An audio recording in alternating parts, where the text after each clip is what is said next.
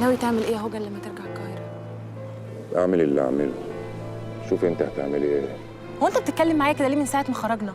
انت مش واخد بالك ان انا سبت سفري عشانك ولا ايه؟ وايه المشكلة؟ راحت عليك تذكرة طيارة يعني؟ الباشا يشتريك طيارة بحالها. ما كله من دم الغلاب. عارفة الغلابة يا ست نور؟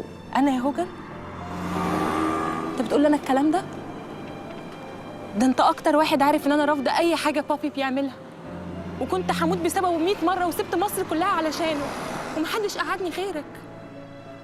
وشايف قدام عينك كل يوم بيتحايل عليا عشان انزل الشركة واشتغل معاه، وانا اللي برفض. انت خايفة تخشي الشركة عشان ما تشوفيش الظلم بعينك، عشان ضميرك ما يأنبكيش وتعرفي تصرفي الألوفات اللي بتصرفيها كل يوم. يا هوجن، بعد ده كله شايفني كده؟ هو انا فين هنا ولا بعمل ايه؟ انا شكلي فعلا في المكان الغلط.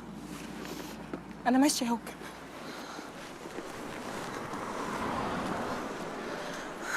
لو سمحت ممكن بس توديني لحد القاهره من فضلك؟ قوي قوي قوي، ده انا هوديكي القاهره على عينيا، ومش هاخد منك فلوس كمان. ايه قله الادب دي؟ خدي يا بنت يا بنت. اوعى ايدك، انت اتجننت ولا ايه؟ اوعى، انت قليل ادب قوي. طب خدي. اوعى ايدك. هوجن، هوجن عشان خاطري خلاص. هوجن خلاص، الراجل هيروح في ايدك. هوجن خلاص عشان خاطري يا هوجن، حرام عليك. هوجن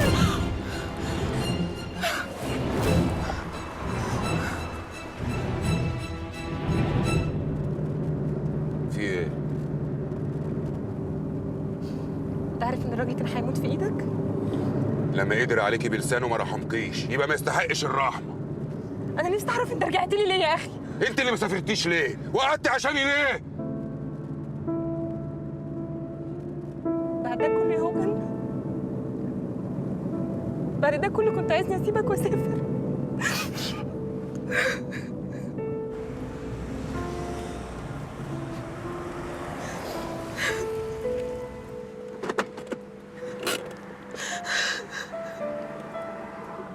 أنا آسف يا نور، أنت أنضف حاجة أنا شفتها في حياتي، بس الظاهر إن أنا ما استحقش أعرف حد نضيف زيك.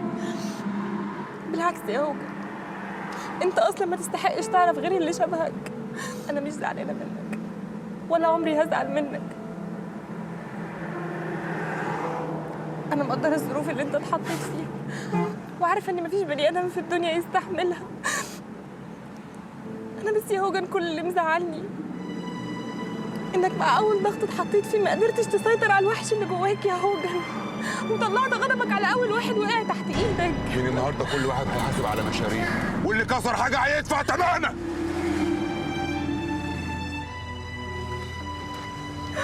بقول لك ايه، احنا تقريبا وصلنا. احنا اول ما نوصل هكلم سمير يجي يرجعك البيت. لا من فضلك ما تكلمش اللي تشوفيه.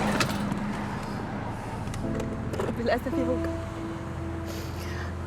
انا حاسه انك سبت هوجن اللي انا لغيت سفري وحياتي كلها علشانه في الجلابيه اللي قلعها في الصعيد.